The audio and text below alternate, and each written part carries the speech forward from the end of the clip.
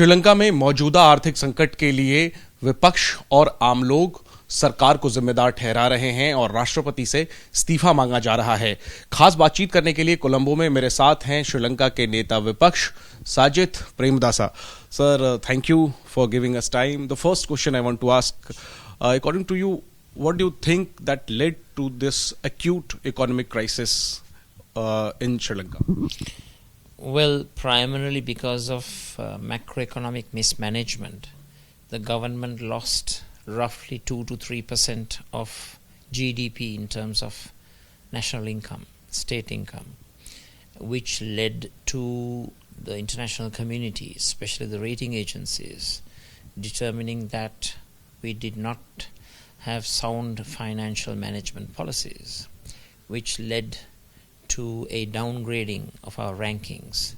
So Moody's, Fitch, Standard & Poor, those rating agencies reduced our ranking, which prevented us from going into the international capital markets for refinancing loans, and therefore we have had to resort to the scarce reserves, foreign exchange reserves, to be utilized for paying for the importation of essential food items, essential medicines, fuel, raw material inputs, and so on and so forth.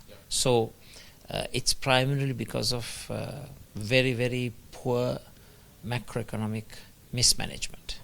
So we can see that people are so agitated that there are demands for new government, and the resignation of president is being sought.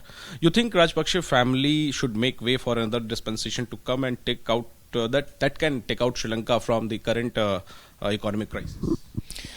The unfortunate situation is the feelings of the common man and woman on the street and citizen of Sri Lanka are not reflected in the legislature, the parliament. So we have a mismatch. We have the country asking for change, transformational change, revolutionary change in terms of following the democratic processes, of course. However, the government has basically ignored such requests, and they are behaving as if everything is normal. However, we all know that there is an abnormal situation in our country. We are suffering from multiple deficits, balance of payments, trade, and budget deficit. We have a very high inflation levels, both in terms of general inflation and 30% food inflation. Unemployment is growing, especially youth unemployment. Factories are not producing. Exports are dwindling. We are losing our export markets and destinations to our competitors. So we have a mismanaged currency.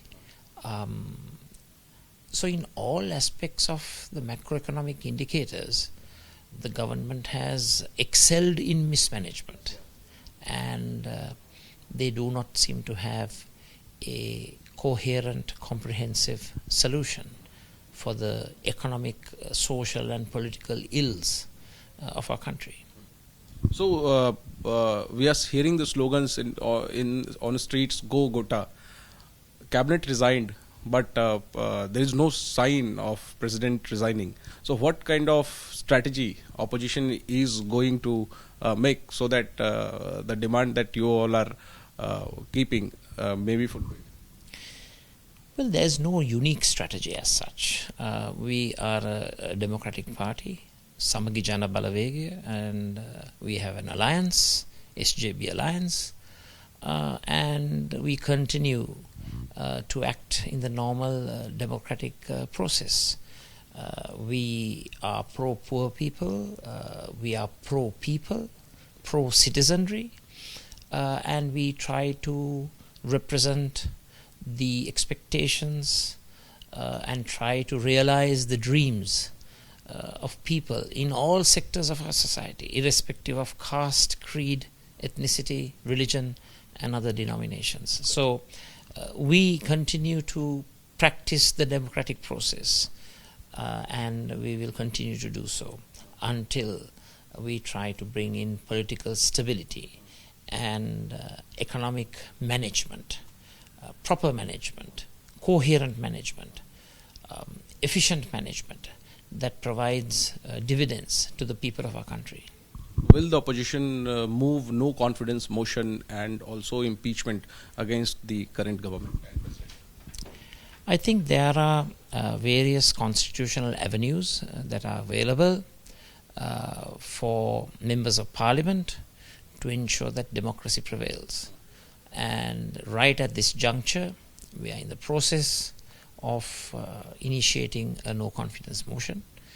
And there are also multifarious other processes that are available to ensure that democracy prevails. What is very important is that we champion the cause of democracy and development. Development for all, not just development and prosperity for the rulers and the ruling class. We saw whole cabinet resigning, and also many important portfolios held by Rajpaksa families. Those ministers also resigned. President requested an all-party government, requested opposition leaders to take important portfolio and manage the current situation. Do you think these actions were enough, and what is your opinion on the president request? Why opposition in Sri Lanka is not ready to participate in managing situation along with the current government? Well, one of the major reasons is the 20th Amendment to the Constitution, which was passed by a handsome majority, over 2/3 majority, some time ago, which provided the executive, the president of the country, immense amount of powers, constitutional powers, and various other governmental powers. So there is what you may call an imbalance of power between the three major institutions of government, the judiciary, the executive, and the legislature.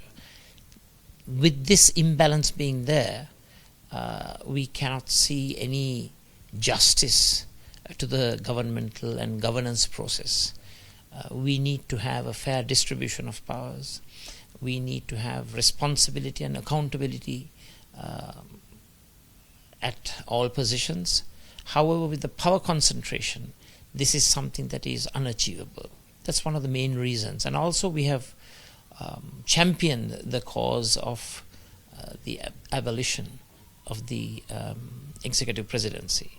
We are seeking far-reaching constitutional reforms to ensure that institutions of good governance and democracy are advanced, protected, and enhanced to ensure that people's sovereignty is protected and championed. Last two questions, sir.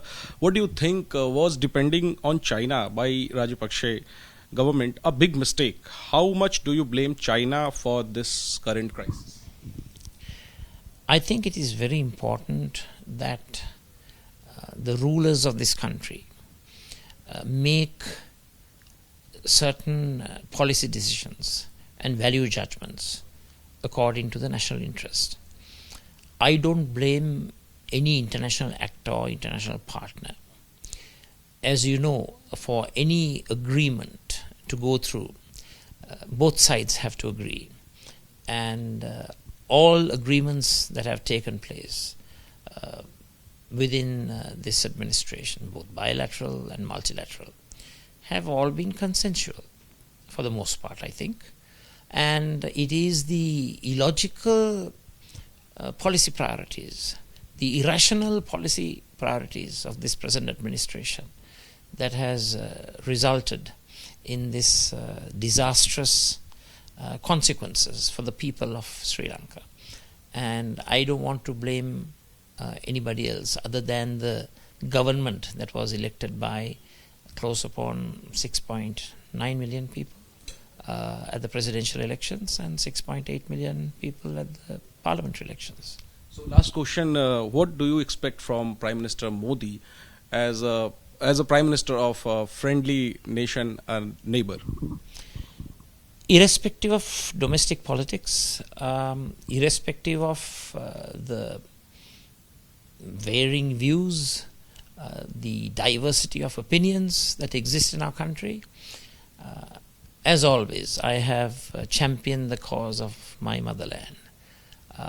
If I am to make a request to His Excellency Prime Minister Modi, I'm a great admirer of the good work that you do for India. At this critical juncture in Sri Lanka's history, we need urgent help and assistance. Our foreign reserve levels are at a very low level, and we need your help and assistance. We need more help. We are grateful that India has already helped, provided immense support, and we are thankful. Let me take this opportunity to urge His Excellency Prime Minister Modi to provide as much assistance as it is possible, because 22 million people in our country are suffering. They are suffering from scarcity, they are suffering from unemployment, they are suffering from retarded growth, they are suffering from low inflation, and many have moved into the poverty bracket. They're suffering from destitution. So I hope India continues to extend its support to my motherland. Before I finish, you talked about no confidence motion. I have read in local media that the government is in minority because many independent MPs have withdrawn their support. So I would like to ask you, how many MPs are with you at present, and do you think that no confidence motion will sustain? I am confident that most MPs, being democratically elected, actually all MPs are democratically elected other than the appointed ones on the national list, they have to go back to their electorates. They have to face the music from the people. They have to basically be answerable, be accountable and responsible to the people. So assuming that they behave in a democratic manner, I'm confident that the motion of no confidence will succeed. Of course, if they decide for their own arbitrary private benefit to subvert the primacy of people's opinions, then of course we may not be able to succeed. But overall, I am cautiously confident that at least among the sane-minded members of Parliament, that sanity would prevail. Thank you so much for talking to us. तो विपक्ष के नेता साजिद प्रेमदासा, विपक्ष और जनता सरकार के खिलाफ प्रदर्शन कर रहे हैं. विपक्ष संसद के अंदर तो जनता संसद के बाहर सड़कों पर सरकार को घेरने की कोशिश कर रही है. विपक्ष सरकार के खिलाफ अविश्वास प्रस्ताव की तैयारी कर रहा है. श्रीलंका में विपक्ष के नेता ने भारत की तरफ से, प्रधानमंत्री मोदी की तरफ से जो कदम उठाए जा रहे हैं श्रीलंका की मदद के लिए, उसके लिए आभार तो जताया ही है, साथ ही यह भी कहा है कि मदद की दरकार है, हमें मदद करते रहिए. कैमरा पर्सन मनोज अधिकारी के साथ जैनेंद्र, एबीपी न्यूज, कोलंबो.